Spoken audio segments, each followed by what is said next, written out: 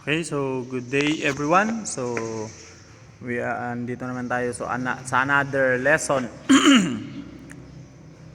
Again, I am your teacher, Teacher Arnel Vargas Bonsilao. Okay. Basic principles of demand and supply. The market. A market is an interaction between buyers and sellers of trading or exchange. And it is where the consumer buys and the seller sells. Okay? Lahat man siguro tayo nakakita na ng market, which nandun yung mga sellers, nandun yung mga buyers. Okay?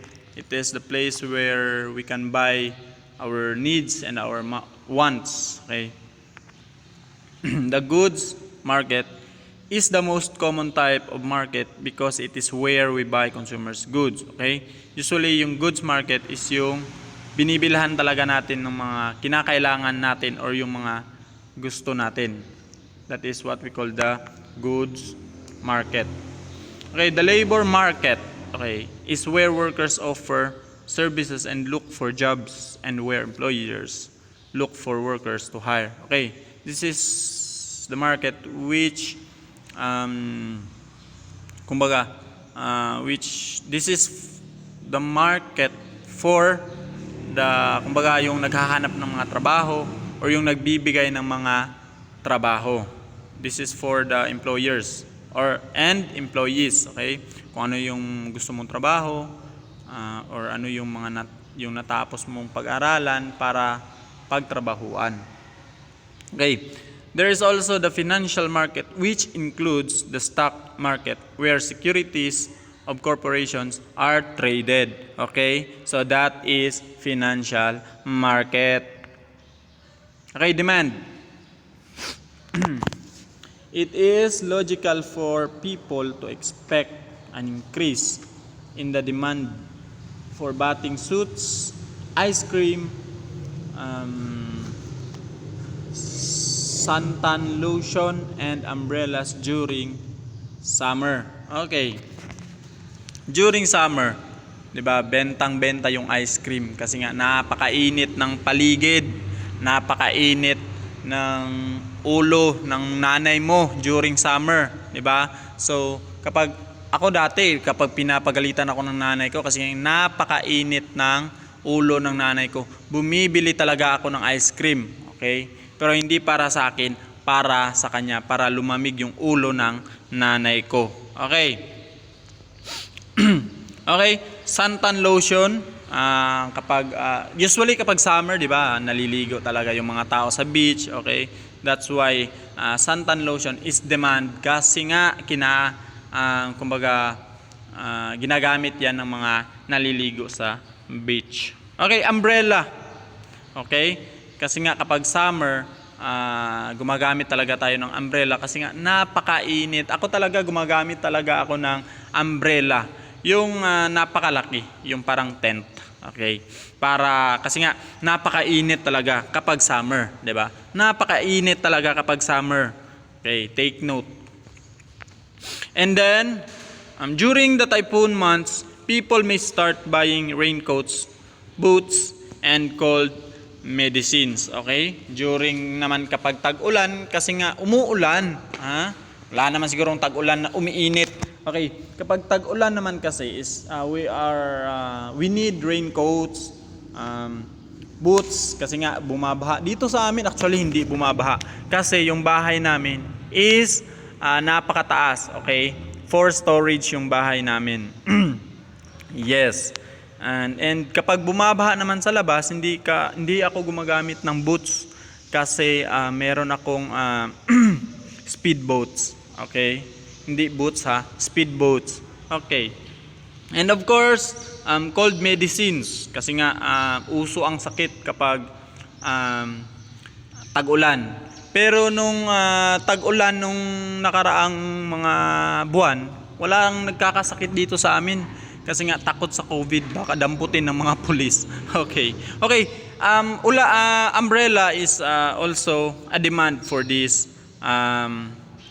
season kasi nga umuulan, so kinakailangan din natin ng mga payong. Okay. Demand is the willingness of a consumer to buy a commodity at a given price. A demand schedule shows the various quantities the consumer is willing to buy at various prices. Okay, kahit na, just like for example, umbrella, di ba? Kahit na medyo i-increase mo yung price, marami talagang bibili ng umbrella kapag tag-ulan tsaka kapag tag-init kasi nga mahirap lumabas ng bahay kapag umuulan na wala kang umbrella, mahirap din lumabas ng bahay kapag tag-init kasi nga napakainit during summer. Napakainit talaga kapag summer. Okay. This signifies that the quantity demand for a good is dependent on the price of that good. Presented in table 2.1 is a hypothetical monthly demand schedule for vinegar. For one individual, Martha, the quantity demanded is determined at each price with the following demand function. Okay, QD or Q sub D is equal to 6 minus P over 2. Okay, take note of this function kasi nga you are going to use this function to find the demand. Okay, hypothetical demand schedule of Martha for vinegar. Okay, price per bottle. Okay, so 0, 2, 4, 6, 8, 10. Okay, again 0, 2, 4, 6, 8, 10 pesos. Okay, these are the price per bottle. Okay, number of bottles. Okay, we are going to find the number of bottles. If the price is 0, they will buy 6 bottles of vinegar. If the price is 2 pesos, they will buy 5 bottles of vinegar. If 4, they are going to buy 4. If 6, they are going to buy 3. And if 8 pesos, they are going to buy 2. And if the price is 10 pesos, they are going to buy 1 bottle. Okay, paano yan nakuha? Paano natin yan nakuha? Okay, just like as I said a while ago, take note of the function which is the QD or Q sub D is equal to 6 minus P over 2. The P here is the price, so we are going to substitute the 0 to P. Kasi nga the price is 0, okay? So 6 minus 0 kasi nga 0 divided by 2 is 0. Sino ba namang sasagot ng 2 niyan? Kasi nga 0 divided by 2 is 0. That's why the demand is 6. Kasi nga 6 minus 0 is 6. Tandaan nyo yan, ha? And then if the price is 2, we are going to substitute the P into 2. Okay? So 2 divided by 2 is 1. Okay, 6 minus 1 is 5. Never nangyari na 6 minus 5 is 2. Nakuha? Okay, wali. Next is that if the price is 4, where the demand is 4, also 4. Kasi nga 4 divided by 2 is 2, and then 6 minus 2 is 4. Okay. That's why we get the number of bottles which is 6, 5, 4, 3, 2, and 1. At a price of 10 per bottle, Martha is willing to buy 1 bottle of the vinegar for a given month. Okay, if the price of bottle is 10 pesos, Martha is willing to buy 1 bottle kasi nga, okay, ito yung function kanina. If the price is 10, excuse me, Martha will buy only 1 bottle. Okay, nakuha. Okay? The demand curve is a graphical illustration. Okay, this is ito yung the graph. Ito yung graph ng, okay, so as you can see, if the price is 10, Martha will buy only, okay, Martha will buy only 1 bottle. If the price is 8, Martha only will buy 2 bottle. As you can see, ito po yung graph ng 2 and 8 or 8 and 2. And then if the price is 2 pesos, Martha will buy 5 bottles. Paano? Okay, so this is the graph, and take note of kung paano siya ginawa or paano siya in-illustrate yung graph. Okay. The downward slope of the curve indicates that as the price of vinegar increases, the demand for this good decreases. Okay. So if the price is increases, the demand is decreases. Okay. Kasi nga 'di ba? Just like for example, kapag yung usually 'di ba? Usually kapag bibili ka ng isang kapag magbebenta ka ng ng kakanin. Just like for example, ako nagbebenta ako dati ng kakanin okay. Nung Kinder 1 ako, nagbebenta po ako ng kakanin.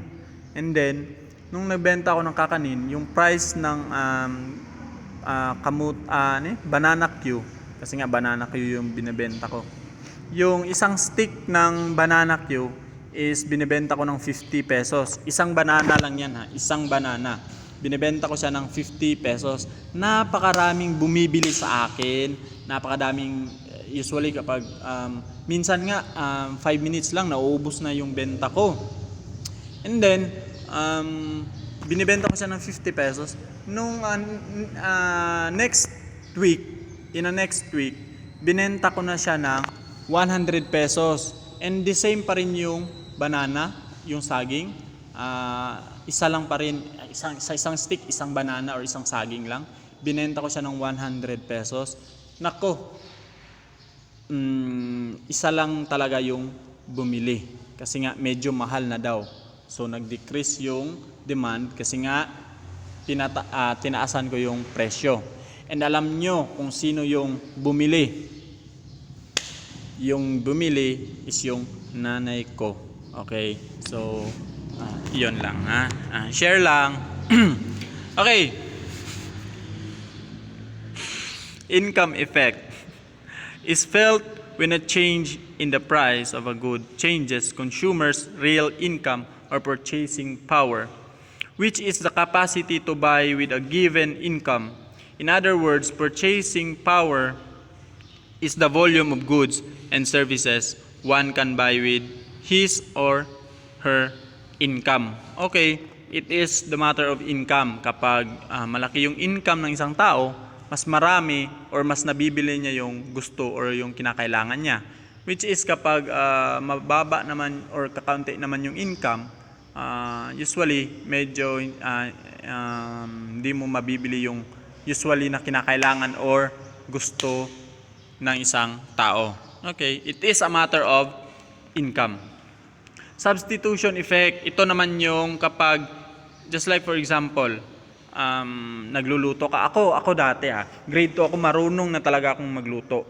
Which is, I am using butter to cook, di ba? Paano ba yan gamitin ng butter?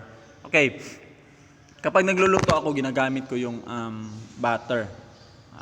Take note, grade 2 pa lang ako. Okay? So, nung siyempre, medyo nagkaroon ako ng out of budget na. Okay? So, kulang yung pera ko, which is, pinalitan ko yung butter ng mantika. Napakaraming mantika doon sa bahay. Kasi nga, yung nanay ko is asawa ng tatay ko. Okay? Nakuha? Okay, it is substitution effect. When a change in the price of a good changes demand due to alternative consumption of substitute goods.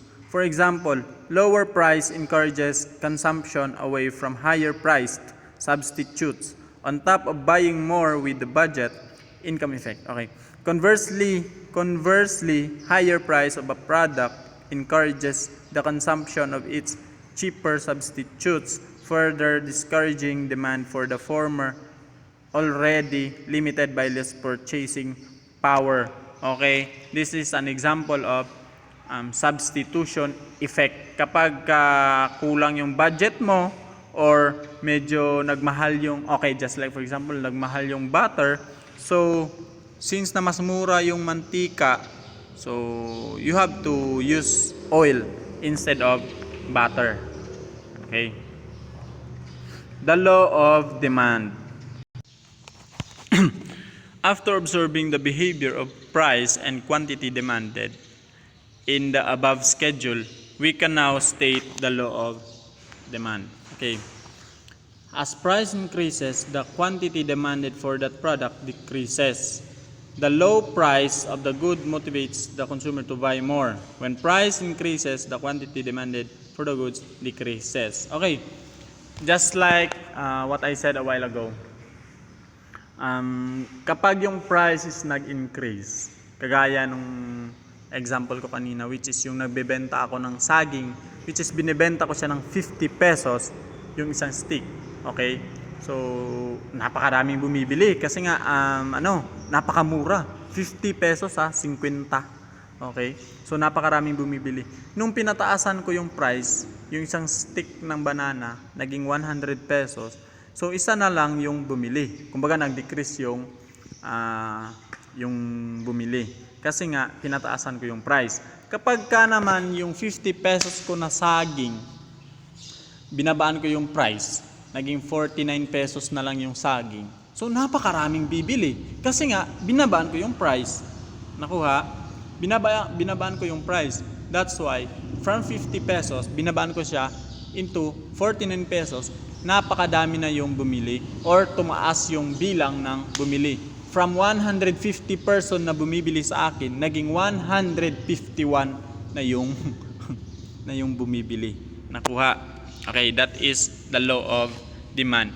As the price increase, the demand will decrease. As the price will decrease, the demand will increase. Okay, shifts of demand curve. When a change in price of a good causes the quality demanded for that good to change, this is illustrated on the same demand curve and is simply a movement from one point to another on that curve. For example, if price goes down from 5 pesos to 4 pesos, quantity demanded will increase from 10 to 15 pieces. This is illustrated on the same demand curve. Okay. Just like yung example ko kanina.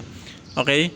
If price goes down from 5, yung 5 pesos naging 4 pesos, of course, mas tataas yung demand. From the demand of 10, yung bumibili, naging 15 yung bumibili since na bumaba yung price. Okay? Supply. Demand showed us the side of the consumers and their reactions to changes in price and other determinants. We now look at the side of the supplier. Okay? Supply refers to the quantity of goods that a seller is willing to offer for sale. The supply schedule shows the different quantities the seller is willing to sell at various prices. The supply function shows the dependence of supply of the various determinants that affect it. Okay. Assuming that the supply function is given as Qs or Q sub S is equal to 100 plus 5P or 5 times P and is used to determine the quantity supplied at the given prices. Okay. We are going to find out the supply or we're going to solve for Q sub S or the supply using this function Q sub S is equal to 100 plus 5P or 5 times P. If the price of a fish is 20, 40, 60, 80, and 100 pesos, what is the supply in kilos? Okay. The supply in kilos is 200, 300, 400, 500, and 600 in kilos. If we are going to use this function, okay? Since na yung P natin or yung price, the P is the price, if the price is 20, so 5 times 20 is 100. Hindi yan plus ha, hindi yan 25. Naging 100 kasi nga multiplication. Hello. Kinder pa lang ako, marunong na talaga ako mag-multiply. Okay? 5 times 20 is 100. That's why 100 plus 100 is 200. That's why, okay?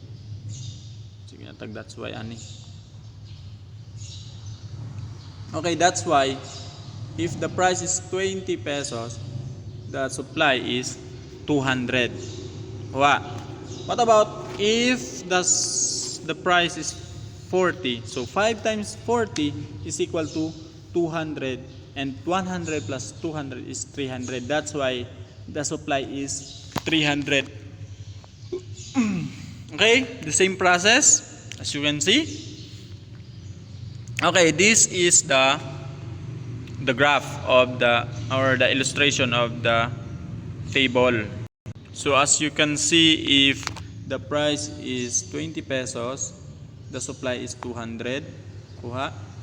And then if the price is 40, the supply is 300. If the supply is the price is 60, the supply is 400. Kuha nyo? This is the illustration or the graph of this table. Next, the law of supply. After observing the behavior of price and quantity supplied in the above schedule, we can now state the law of supply. Just like in the case of demand, there are also movements along and shift of the supply curve. If the curve in figure 2.3, what we see are changes in the quantities supplied due to different prices of fish. Okay? Kapag minsan din is that kapag tumataas yung the more na tumataas yung the more na tumataas yung supply or yung price, mas the more na tumataas din yung supply in kilo. Okay? So this is the law of supply. Okay. So that's it for our lesson for today. So napakadali lang. Laging tandaan na ang buhay, laging tandaan talaga, okay, take note of these functions, okay, take note of this function, kuha nyo, kasi nga you are going to use this function to solve for the supply, and also this function, asa na to?